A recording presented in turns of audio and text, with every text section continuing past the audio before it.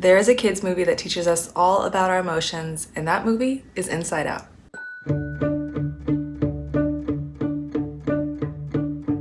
On the surface, Inside Out is a kids movie that teaches us all about the inner workings of our emotions. But if you dive a little bit deeper, you'll actually see that it is an internal representation of a death and a rebirth that happens when we go through really hard things. Have you ever been through something that completely shakes up your entire existence, whether it be a loss or a move? That's kind of what Riley goes through. When her family moves, she loses everything. She loses her friends. She loses her sense of identity. She loses her team. She loses a lot, and she doesn't quite know how to deal with that. And in that whole process, sadness starts to bubble up, and we see that in the movie. And when she goes through this loss, we can see that she's not quite able to work through it. Her emotions don't really know what to do. Riley chooses to stay joyful even if she's starting to feel a little sad because she doesn't quite know what to do with it. And we actually see a scene where Joy actually draws a circle around sadness to kind of try to contain that. It's not my place to tell you how to do your job. Just make sure that all the sadness stays in the circle. See? You're a pro at this. Isn't this fun? No. Atta girl. And you know what? We can be Joy sometimes. We can try to confine our sadness to a circle, especially when we don't want to deal with it or we might not know how to deal with it. We kind of try to push it to the side and ignore it. And when that sadness goes unchecked or ignored, it can sometimes turn into resentment and anger. And we actually see that with Riley as she's starting to get ready for bed and her mom comes in to tell her goodnight. We see her kind of get angry, and then she kind of melts when her mom thanks her for being their happy little girl. I guess all I really want to say is thank you. Huh? You know, through all this confusion, you've stayed...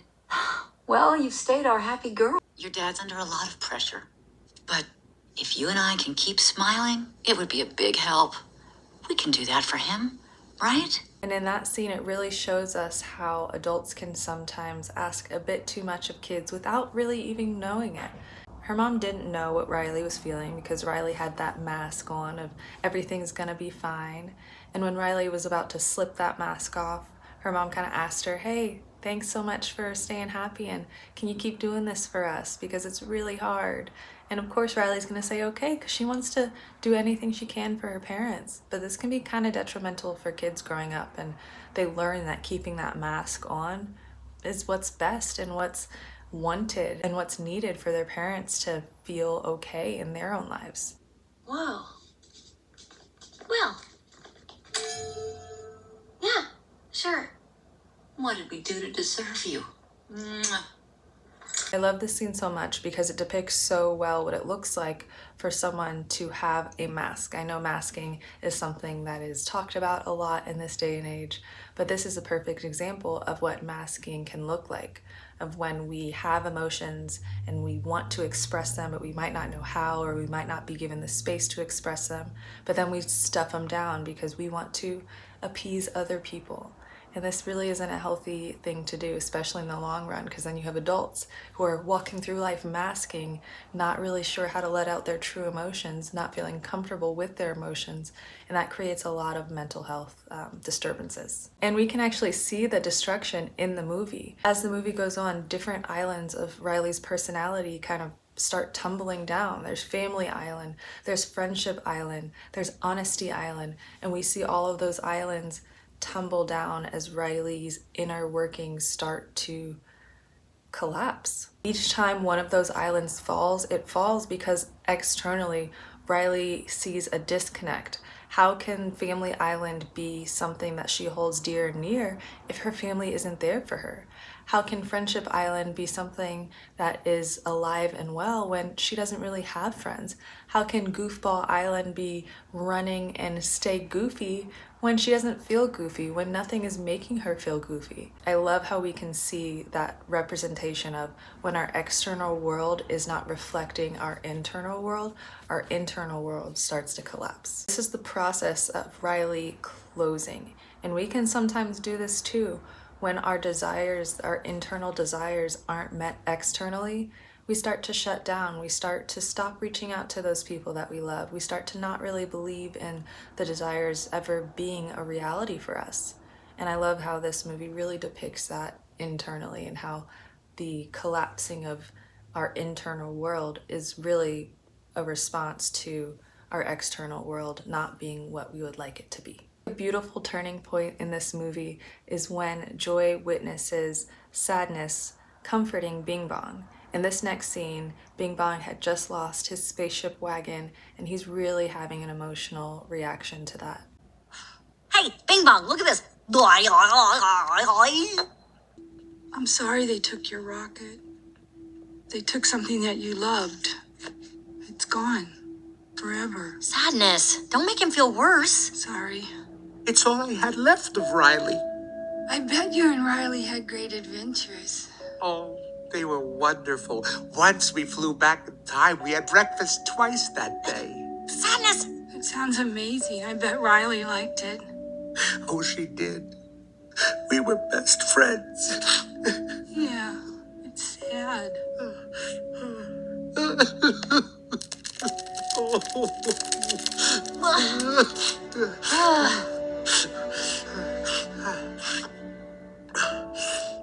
I'm okay now. Come on. The train station is this way.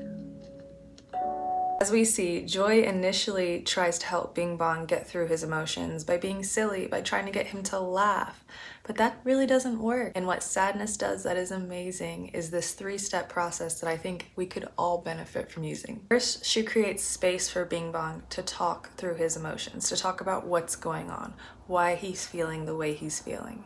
And I love how Joy is like, Sadness, don't do that. You're just gonna make it worse. But that actually makes it better. And the second thing that she does is that she validates his emotions. She says, yeah, that is sad. Because sometimes even if we don't see the perspective of someone else, we might not understand why something is sad for someone else.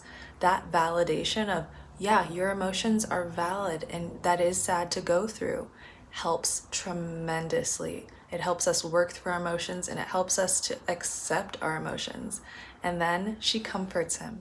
She allows him to cry and she holds him while he cries and she sits with him in that vulnerable space of releasing the sadness. And as we see Bing Bong cry his candy tears, then he's able to wipe his tears away, get up, and say, I feel a lot better, and let's keep going. You can see that Joy is shocked. She's so confused. She doesn't really understand what happened. She finally realizes that sadness has a purpose. Sadness isn't just there to be this destructive thing.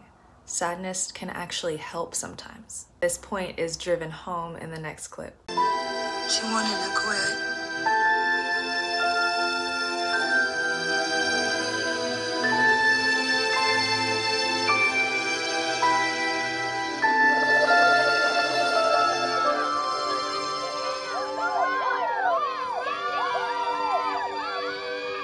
Sadness.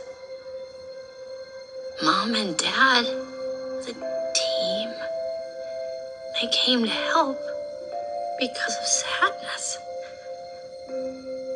Joy realizes that Sadness was the reason that Riley's parents came to comfort her, and then her team came to comfort her. So if it wasn't for Sadness and Riley expressing that sadness, she would never be able to have felt that joy again. And in the end, Joy actually realizes that sadness is the answer. You gotta fix this. Get up there. Sadness, it's up to you. Me? Sadness? I can't, Joy. Yes, you can. Riley needs you.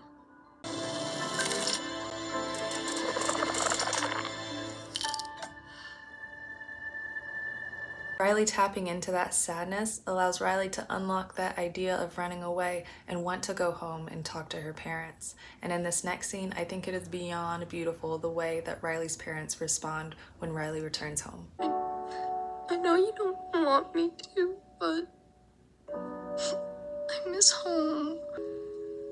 Oh, sweetie. We're not mad. You know what? I miss Minnesota too. Come here.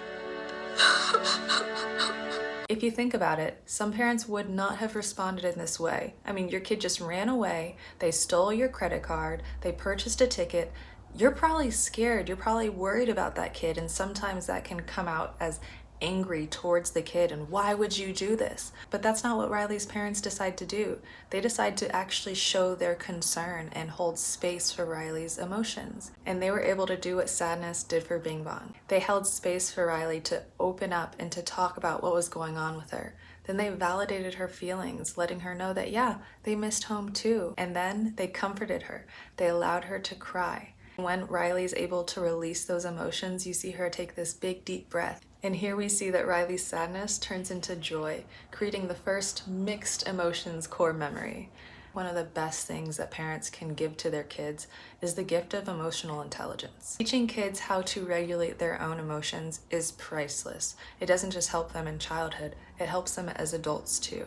That's why it's beyond important for parents to, first of all, understand what emotional intelligence is, and then second of all, be able to regulate their emotions for themselves so that then they can hold space for their kids when their kids are having a difficult time. Instead of reacting in anger, you react in understanding and comforting and caring and loving. That takes time, that takes healing, and if you're on that road, you're doing a great job, I am sure. It's not about perfection, it's about trying, and it's about trying to be there for your kid every step of the way. And I love how this movie shows us our emotions and our inner workings in a fun and playful way, and also models to us how we can work through our emotions in our own lives.